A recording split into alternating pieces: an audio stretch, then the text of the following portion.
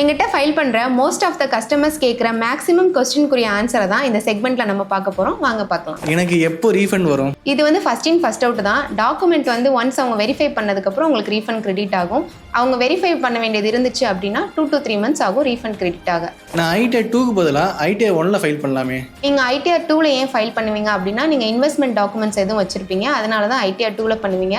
Maybe அது ITR 1ல பண்ணீங்க அப்படின்னா ஃபியூச்சரில் உங்களுக்கு query வரதுக்கு சான்சஸ் இருக்குது. நியூ ரெஜிமிக்கும் ஓல்டு ரெஜிமிக்கும் என்ன டிஃப்ரெண்ட்? ஓல்டு ரெஜிம்னா நீங்கள் இன்வெஸ்ட்மெண்ட் டாக்குமெண்ட்ஸ் காமிச்சிட்டு நீங்கள் ரீஃபண்ட் அதுலேருந்து அதிகமாக எடுத்துக்கலாம்.